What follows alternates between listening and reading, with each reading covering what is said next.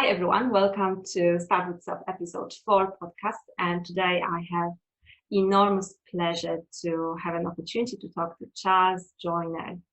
And before Charles says hi, I'll just read his short but really spectacular bio. Charles was born in Dorset, England in 1995, moving with his family to Malaysia and Gibraltar before settling in Australia in 2006. Charles is a professional kickboxer and he is the current South Pacific Cruiserweight champion and former amateur Australian super light heavyweight champion. Charles began his martial art journey 5 years ago at Evolution Gym, where he still trains to this day under Adrin Adelzadeh guidance. Charles also completed a double degree in law and commerce at Macquarie University. On completion of his studies, he decided that he would pursue his passions and thus commenced his full-time kickboxing journey. Charles, welcome to Start With Self podcast. Thank you so much for being here. Oh, thank you for having me. Pleasure to be here. I'm really looking forward to our conversation because I feel that you are the perfect example of someone who really started with themselves.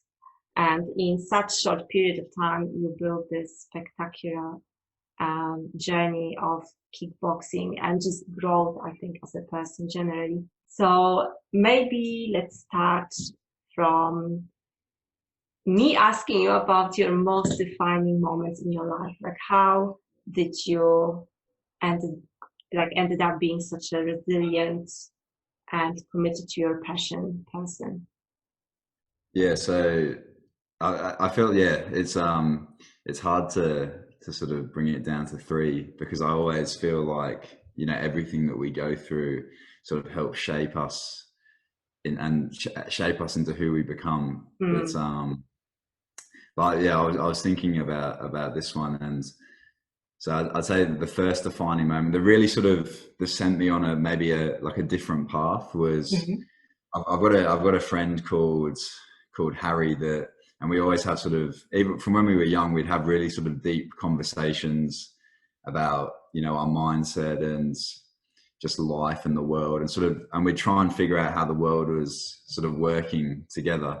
And one day we sort of both made the realization together that there's no sort of set path that you have to go down. Like you can really live your life however you want to. And I think we sort of grew up in, you know, societies and communities where there are only a few sort of paths that are laid out, and there's a few, maybe, you know, if you're going to be a lawyer, this is a you know, there's career paths and life's paths that are considered to be successful, and those are considered to be unsuccessful. And yeah, so I think the first defining moment for me was having that realization that I can live my life how I want to live it, and pursue something that is meaningful to me, and it doesn't necessarily have to be meaningful to anyone else, as long as I'm passionate about it. And how old were you then? I think I was 19, but yeah, so 18, 19, but I didn't really straight away make the change, but it was more that planted the seed, and then I sort of held that belief, and that led me into, or later on that helped me, you know, make decisions that would then, you know, help the life that I'm living now blossom. But yeah, so that was the first defining moment that I thought, you know, really started to set me on a different path. I'd say the second defining moment, and there are a lot in between there. Like I could have maybe mentioned, you know, starting martial arts and doing stuff like that. But I think for me, winning my first Australian title as an amateur was really defining, because it was something that when I started the journey of martial arts, I'd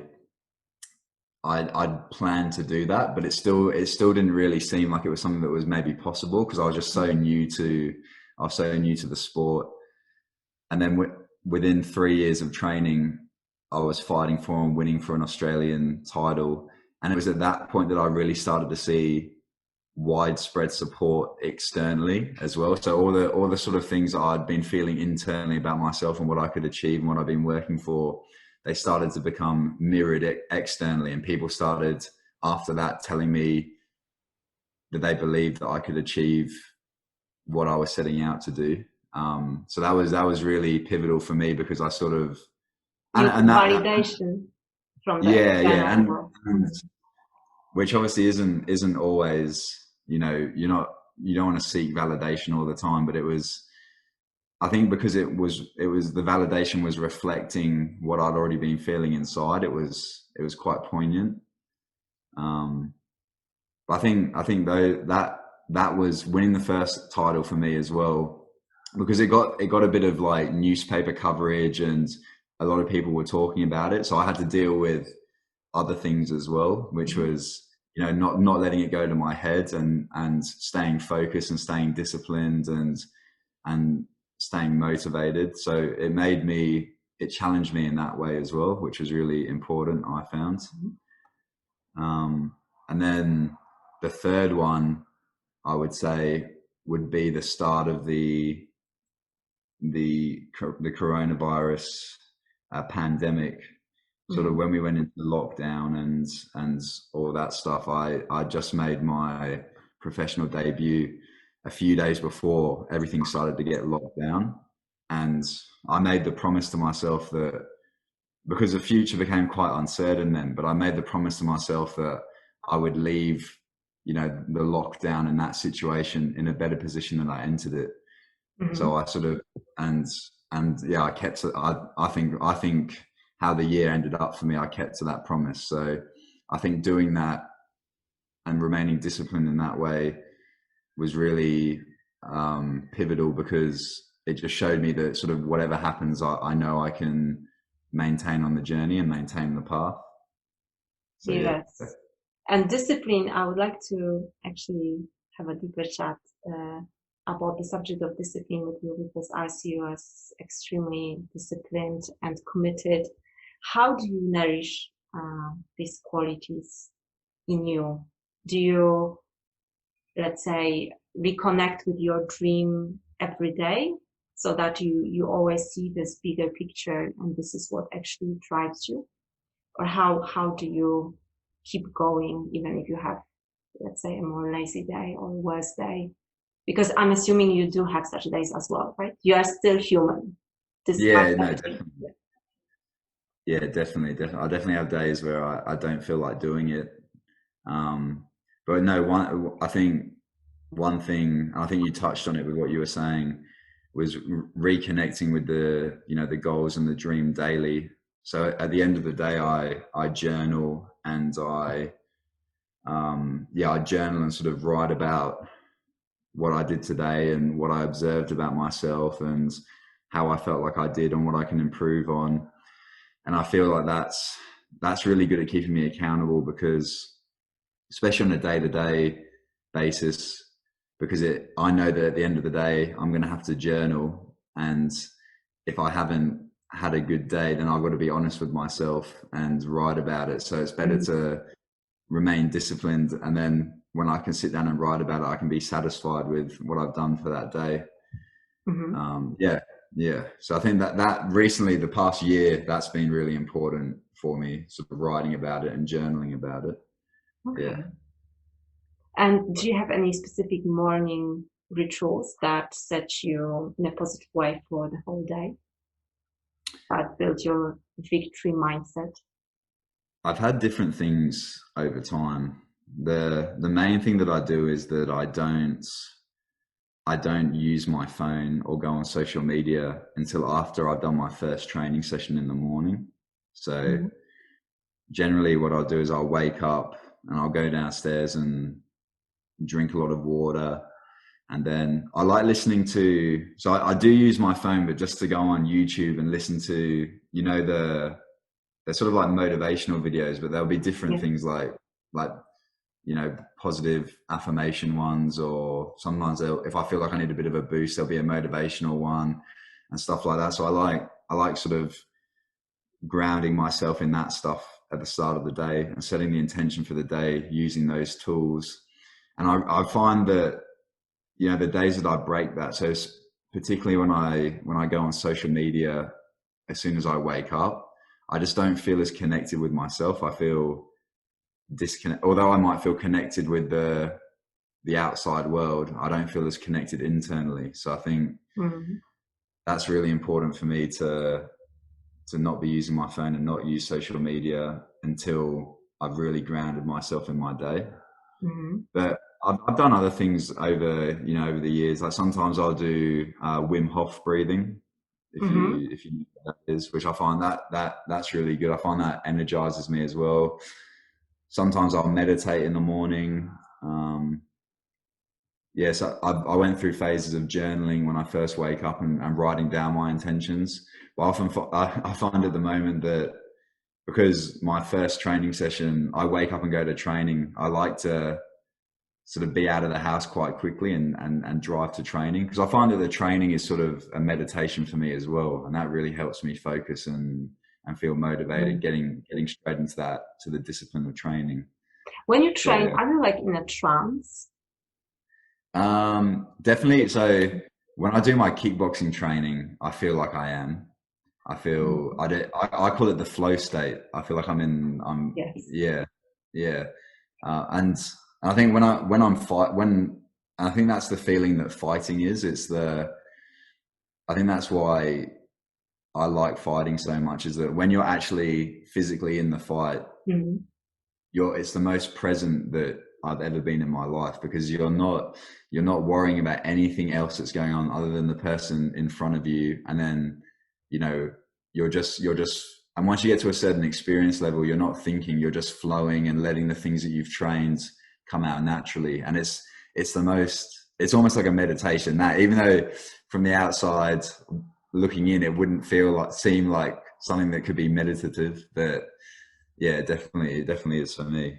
But yeah, I remember when I went to kickboxing class and you were teaching the class, and I remember we had one drill or maybe two drills that we did together, and I was actually surprised, because for the first time I just felt that you could get this state of flow in this, although obviously my level of kickboxing is just ridiculously low compared to yours. But it was really fun when you like stopped thinking about, you know, like counting or what is the next move, and you just start to flow. It was really so much fun then. I remember that's what I thought, and it like surprised me that I guess when you are on the level you are, it can be like meditation in movement, or definitely kind of trance.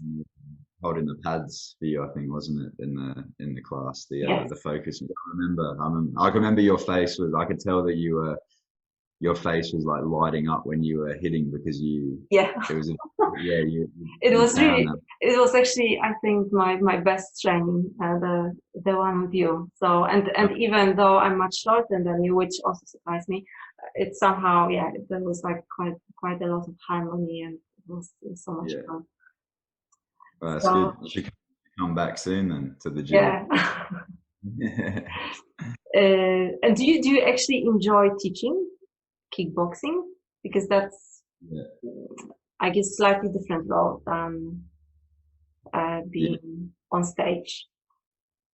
I think I haven't done as much coaching recently as I was, but I've just been focusing more on training and trying to, you know, build the business side of the personal brand as well. But with coaching, it's the same with, I find it's the same with training, because sometimes with coaching I can get into a state where I'm really flowing with it and it energizes me. But then sometimes I think it depends on the people as well, because sometimes you'll get people that aren't as interested or and it makes it really hard work to try and get them involved. And that can sometimes feel I'm not in the flow state then, because but I guess that what that is it's a challenge. It's challenging me to come up with different ways to get them involved and get them invested. So Yeah, no,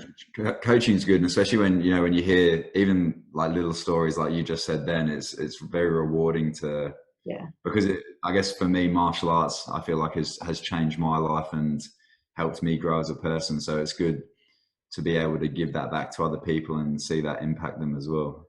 Yeah. So yeah. You obviously mentioned how you work on yourself and your mindset. I guess not only when you prepare before a fight, but just on daily basis. But when you know that you have a fight coming, do you spend much time researching the person you are fighting with? Or do you try to somehow read them when you see this person face to face for the first time? Yeah, so it really depends. I will definitely, I wouldn't say I spend much time, like I will, Adrin and I will sit down and we'll watch a few of their videos and just see what their tendencies are like. But I try and really just focus on myself and my own, improvements with my training camp. Because the way that we approach it, and when Andrew and I have discussed it, it's like the person that we're fighting isn't the end goal. The end goal is to become as good as we can possibly be.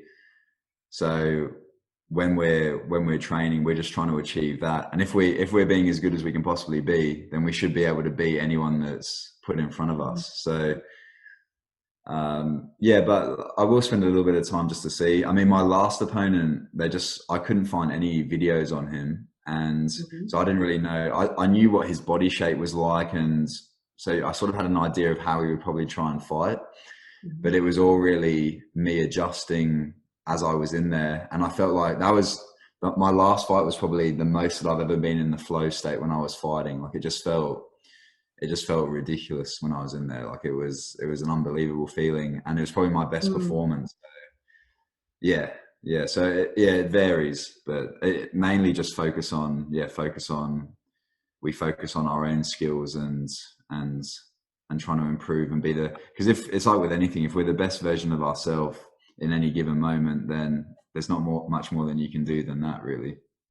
Do you always come to a given moment with this intention that you want to present the best version of yourself? Like, for example, right now we are having this conversation. Was that your intention, like mindful intention, that you want to be the best you? I think I probably didn't. I feel like for me, it's more born out of habits. So I think when you're building the habits, it's probably, intentional and conscious, and you think about trying to be the best version of yourself and giving your all to things. But then it becomes what you habitually do. So you sort of just go into everything giving that. So Giving what habits in you support this mindset of giving always your best? If anyone's listening and they want to change their habits, what would you suggest as the first step? I think so. If I made it more contextual, say with training, for example, I make sure that, I guess it's probably how I would do it is I write down I write down the vision of, so say with training, I'd write down, this is what, the best version of Charlie Joyner would look like in a training sense. So that would be, getting to training early, making sure I've got all of the proper, hydration stuff, nutrition stuff, making sure that I warm up properly, making sure that I'm fully focused when I'm training, making sure, that I'm respectful to coach and listening, and then making sure, doing all of those things. And then, so to build that habit, I would look at that list and make sure that I'm ticking those boxes every day when I'm doing the session. And then over time, that just becomes the habit of what I do, and I don't even have to think about it anymore. Like your nature. Yeah. That's a good way to say it. I think it just becomes second nature. So I guess for me, writing stuff is always just being able to visually put it, into the universe there by writing it down, and then being able to refer back to it and make sure that you're you're remaining accountable and you're measuring up to the person that you've ridden yourself. Yeah. Okay, so writing down a vision for yourself in a given area of your life, and then just staying connected to the vision, even by just looking at the piece of paper in front of you and just checking if you lived up to your own vision of yourself. Yeah, might be the first step to take. Okay. Yeah. Thank you. That sounds, yes, I also feel that there's some magic happening when you actually write stuff down and then you just see it in front of you. And then there's like no turning back because you see it. So there's more motivation to take action in that direction that you want to go. That's how I feel when I write down things. I agree.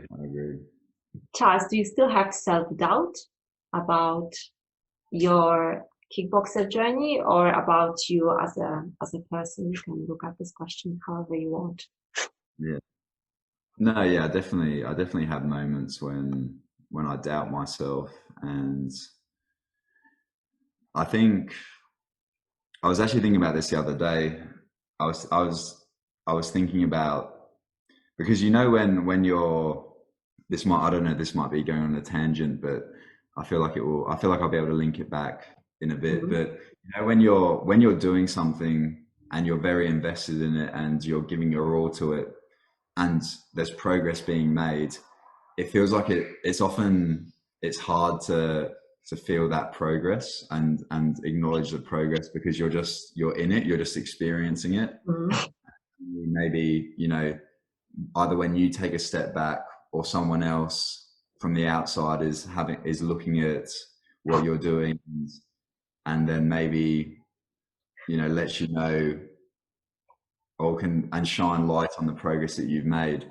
So I try and take time to take a step back and look at what I've been doing. And I remember I was thinking back to maybe about 3 years. So I think it was 2017. So probably about 3.5 years ago. And I remember there'd be a lot of days where I'd be doubting myself and just thinking how hard it was going to be to achieve what I've set out to do, and how hard it would be to become the person that I want to be. And sometimes just thinking, is it worthwhile doing that? Is it worthwhile, investing all that time, taking the risk? And I was thinking about how I feel like I don't have those thoughts as much anymore, because I feel like now pretty much everything that I've set out to do, I'm progressing nicely with things. So I've been through a lot of setbacks, and I've been through a lot of situations that weren't ideal, or situations that maybe other people or my former self would have quit in those situations, but I've pushed through and become stronger and achieved what I've set out to achieve so far. So I think that fills me with confidence that no matter what happens in the future, I'll be able to find a way to deal with it.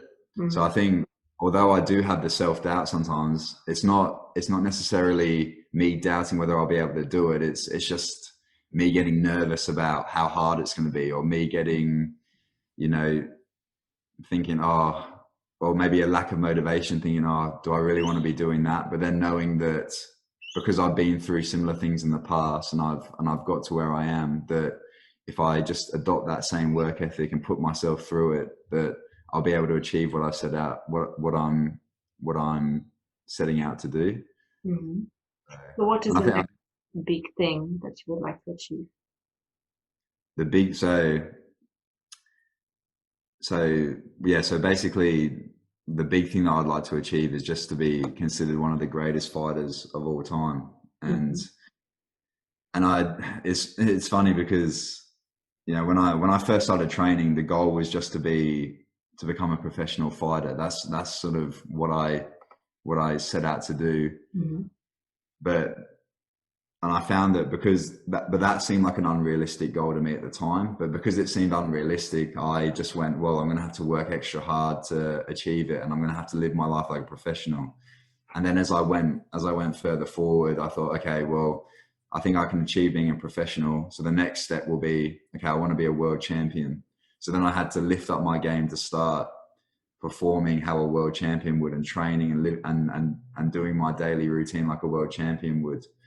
And then I started to think, okay, well, I think I can achieve being a world champion. So the only next step is to be, you know, considered one of the greatest of all time. And so now I've got to live my, that's got to elevate me again to do my daily routine like one of the greatest fighters of all time would. So I feel like for me, those big, massive goals that seem unattainable just drag you further along. And even if you don't end up achieving them, you're going to be a lot further along than if you'd set a realistic goal. Yeah. That's right. So do you already feel like in yourself and in your heart like one of the greatest fighters? Because that's what you said at the beginning, that you built this feeling in you when you started. And then when years passed, like I guess you mentioned 2-3 years passed, and it was actually reflected in the outside world when you won, was it the amateur title first after 3 years? And people started to tell you that they believe in you and that you can do great things. But you said that you had this feeling in you from the beginning that you are going to do it. So do you have this feeling right now that you feel already that you are one of the greatest fighters, or you are still working on this conviction in you? I think how I feel about, I don't feel like I'm one of the greatest fighters of all time yet, but I know that, I can get there, and that I will be when all is said and done. I think that's how I feel about, I couldn't say that I'm one of the greatest of all time now, but what I do know is that I will get there, if you know, and and it's sort of, with that knowledge I go, that gives me confidence that, you know, when like a hurdle might come up, or a setback might come up, I know that that's not the end of the road. It's just something that I've got to overcome to get to where I'm going, which is one of the greatest. I think that would be more how I view it at the moment. And how do you build strong conviction that you know that you can do something, or that you know you are going to be one of the greatest fighters? And I'm asking you in the context of fighting, but obviously everyone can use your advice in their own context. How do you build such strong self-belief? Yeah, well, I think it's it's good you made that, because I feel like all the, you know, any mindset can really be like taken from one field and put into any field, and it will, you know, and it can be used. So I think that was a good point. But I think with the strong convictions, for me, I think it's come mainly from doing what I said I'm going to do. So, so I think, you know, and that's on small, not just the big things, but on small daily things as well. So whether it be, you know, saying, okay, well, I'm going to go to this gym and I'm going to spar against their guys on the weekends. And then when the weekend comes, because I've said I'm going to do it, making sure that I'm going to go and do it. Yeah. And staying accountable. And I think it's important as well to step out of the comfort zone and with the things that you're doing. So I think a lot of people have a habit of remaining in the comfort zone. So then when something happens that's outside of their comfort zone, they've never really experienced going outside of their comfort zone. So they don't feel they don't have the confidence that they can handle it. But if you're stepping out of your comfort zone on a daily basis, then you know that when something pops up that feels uncomfortable, you know that you'll be able to deal with it and be able to overcome it. And then obviously your comfort zone just expands over time. And your confidence. What was that? And your confidence in yourself Yeah, as well. yeah, You know, definitely, something. definitely. So I think it's it's where the mindset, because you can have the best mindset in the world, but if you don't physically do the things and do the hard stuff and do do the I guess the grunt work, it's not gonna get you anywhere, I don't think. So I think they've got to line up together, and you've got to test that mindset in the outside world by, almost I'd call it battle hardening your mindset by doing the things that you're setting out to do. So Mm. yeah. It's similar with, for example, affirmations. Like people, sometimes I hear that people say them, and they just visualize themselves already having the things that they want to have. But if you just keep repeat the words and you don't do absolutely anything to actually physically get to that point, it won't work. And your subconscious mind actually gets lazy when you start saying that you already have, let's say, I don't know, if someone wants to have a car, let's say they say that they already have the car and they visualize themselves in the car. Your subconscious mind gets a little bit lazy and starts thinking that if you already feel that you have the car and you see yourself in the car, then what you want, like from me, since you already achieved this. So it's, Yeah, yes, it's really good that you mentioned this, that one thing is working on the mind and training the mind to think in a certain way, but it doesn't mean that you're not supposed to take any action, that you just sit at home and wait for the universe to just give you everything. So, yeah, yeah. And I think that's where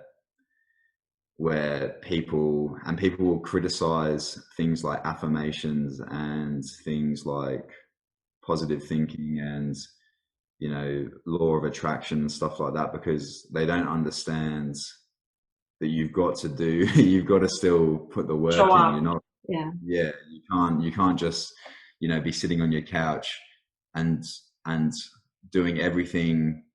If someone was had a goal and all they were doing was putting positive affirmations out, but physically they were doing everything against achieving that goal, if that makes sense, Yeah. then the positive affirmations will not do anything. But once you combine all of the things together, so physically doing them and then putting your mind in a place where you're ready to receive everything, then to me, it feels like it's almost impossible for you not to achieve what you're setting out to do once you do that. So, yeah. Do you feel that you are right now in a perfect harmony between, working on your mind, also having this kind of trust that the universe will provide whatever needs to happen at the perfect timing?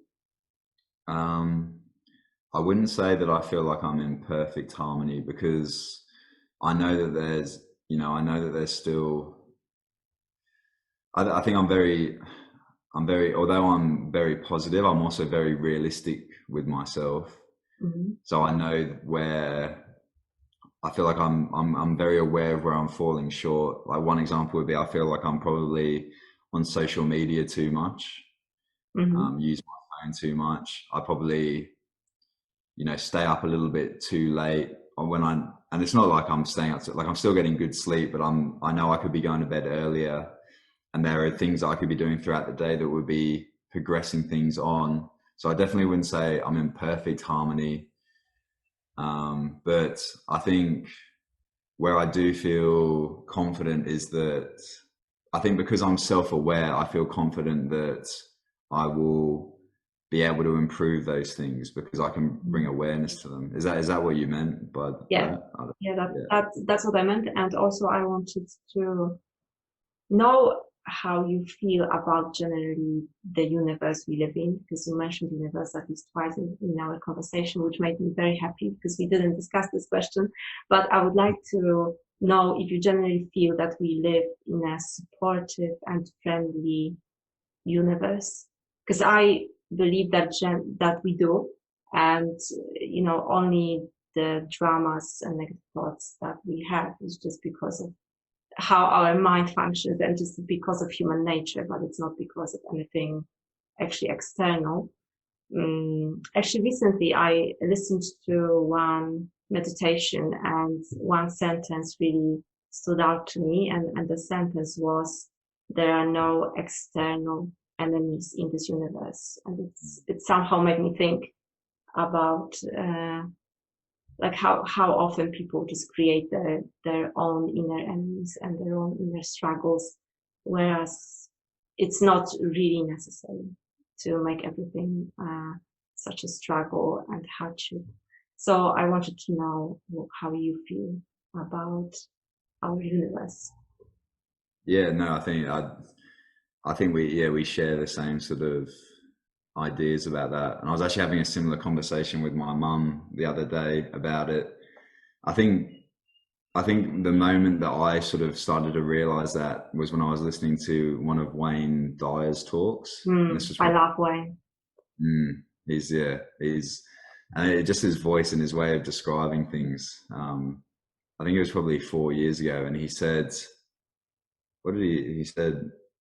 Not like there's no good or bad in the." It was long. I won't say it verbatim, but it was along these lines. It was like there's no good or bad in the universe, but only human emotion makes it so. So it's like and one way putting meanings onto things, and labels. Yeah, like and one thing I was discussing with my mum about it was, there might be a situation, say for example, okay, we'll if we're going to link it back to fighting, say my last fight. So for the people supporting me, that fight is something that they view as a positive experience. But then for the people supporting my opponent, they would probably think of that fight as a negative experience. Yeah, that's a good example. Yeah. So it's like, so who's right or wrong? Well, no one's right or wrong. It's just a matter of perception and how we're perceiving, and the emotions we attach to it, the meaning that we attach to it, and it all comes down to what we've decided to be true in our minds. So I think when I realized that, I started to see that if you believe that the universe is conspiring in your favor and that the universe is a positive place that is trying to help you, then that is what it becomes. And if you believe that the universe is a negative place that's horrible and full of suffering and full of all these other things, then that's also what it becomes, because that's the meaning that you've given it in your head, and that's how you've perceived it. So yeah, I think it's your choice how your life turns out, because you can perceive things in any way that you choose, really, once you have that knowledge. And I think it was also Wayne Dyer who said that if you change how you look at things, the things you look at change. So yeah. I saw that quote. I think I saw that quote yesterday, actually.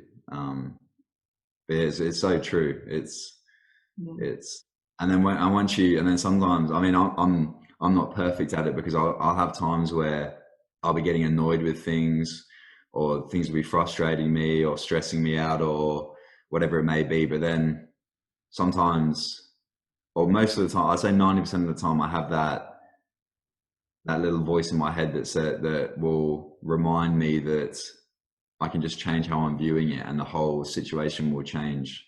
So I think once you have that knowledge and you practice it, it really does make a difference. And yeah, it does. Charles, what kind of parents do you have? Because for those who are listening, I once had an opportunity to meet Charles's mom, and I'm in love since then. I just feel that you have a really supportive and wise parents that just have your back no matter what. Yeah, well, I think like that they've definitely always been supportive. I think what they really did, we had a couple of years when I first started training and doing the kickboxing and fighting, and I was very straight away open with them about what my intentions were, because I wanted them I don't want to feel like I was keeping things from them, and I was just straight away saying, look, I'm passionate about this. I want to pursue this. And obviously at the time I was studying a double degree, and a degree that is considered, you know, to be respectable and to open doors for, you know, nice, stable, good jobs with a good income and all those things. So obviously when I started studying and going on that path with the studies, they were very happy with that. But then I sort of veered off that course and went, you know, something that probably no parent is really too happy with when their son starts telling you that they want to become a professional fighter.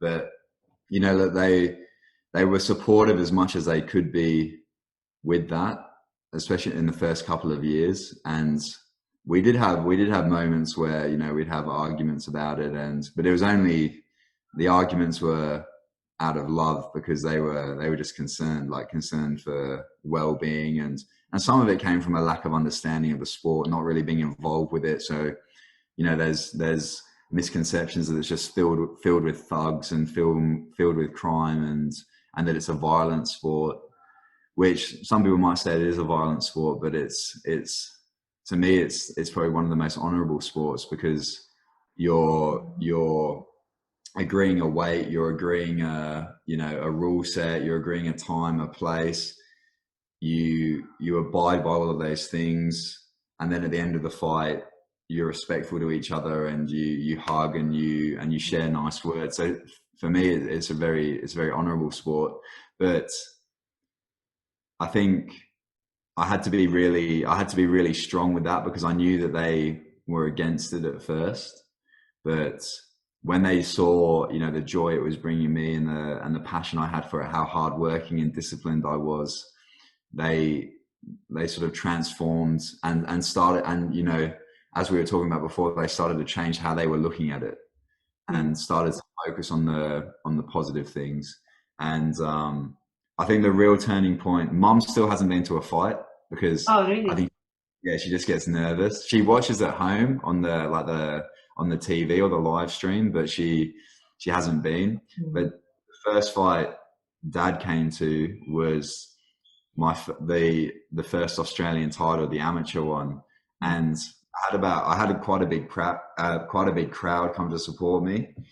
And Dad had obviously never been to a fight or anything like that, and I think for him, sort of seeing me walk out, and then seeing the amount of support I had, and then seeing me sort of perform, and then sort of like how excited everyone was afterwards, and how much everyone was celebrating.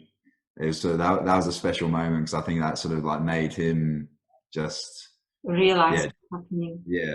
It makes me emotional sometimes, because I remember like I could see that after the fight he was quite emotional afterwards, but he's sort of that person that doesn't really show it. He's very, oh, well done, but I could see that he was, but so, you could see it in his eyes. So that was a special moment. And so for the past few years they've been nothing but complete support, and like open their mind to, and we'll have conversations like we're having now about things, and discuss things, and I can go to them and ask them for advice. And they've completely embraced it, and that's just credit to them, because they've you know, changed completely how they've looked at and how they're perceiving what I'm doing. So yeah, that's wonderful. Yeah. What would be one tip that you would give to someone who would love to pursue their dreams, but they have quite a lot of self-doubt? What would you say, if you could say just one thing? I think I guess based on what we've been saying, I think the one thing that probably every successful person, or anyone that's ever pursued their dreams, will tell you, is that self-doubt has been present no matter what. So whether they're doing it or they're not doing it, there's going to be some level of self-doubt there. But I think it's always better to try something and give your all to something, And even if it fails, at least you'll never have that feeling of, oh, well, I could have done this, or imagine if I try to do this. And I think 100% of the time you're going to surprise yourself with what you can achieve and what you are capable of. So I think just making a start and being sort of intentional about what you're setting out to do will get you a lot further than you could probably imagine, before you started. So yeah. Oh, that's beautiful. I agree that we are more powerful than we think we are in our small identity or this comfort zone that we create for ourselves. But then when you start expanding it, you might be surprised. Yeah. Beautiful things start coming your way. And one more question, and I know we also touched on this topic in our conversation today. What does it mean to you to start with self?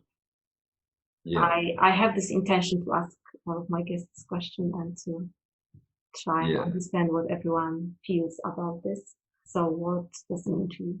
So I think for me, starting with self means, so another good analogy that or analogy that I often use is with a building. And so I mean, say a skyscraper, it can look amazing on the outside and can have all the all the trimmings and look unbelievable, but if it doesn't have a strong structure internally, then when a gust of wind comes, it will blow the building down. But when you build anything on a strong structure, it's going to take a lot to blow it over or to knock it down. So I think the most important thing is to build that inner strength.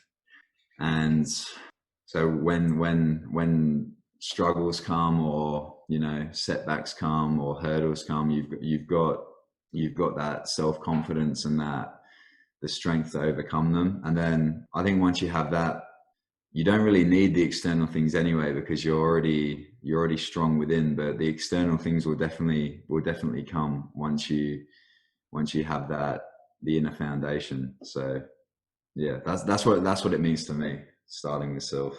Yeah, wonderful metaphor with that whole building. Thank you so much, Charles. It's been a huge pleasure to talk to you. And before we say goodbye, could you share with the listeners or viewers how they can find you and where they can find you? And where you can find me. So I'm pretty active mainly on Instagram. So my account handle is _Charles Joyner. Mm-hmm. And I've got Facebook as well. That's Charles Joyner Combat Athlete. Mm-hmm. And I've also got a YouTube channel, which is just Charles Joyner. But I haven't posted on that for a little while, but I should start posting again. Mm-hmm. But yeah. Okay. Yeah. Thank you for that. I will put the links to all these things below this episode. Thank you so much, Charles. It was really incredible to talk to you and share your wisdom with the listeners and viewers and with myself. And for those who are listening or watching, thank you so much for being here. And remember to subscribe and hit the like button if you are on YouTube. Thank you.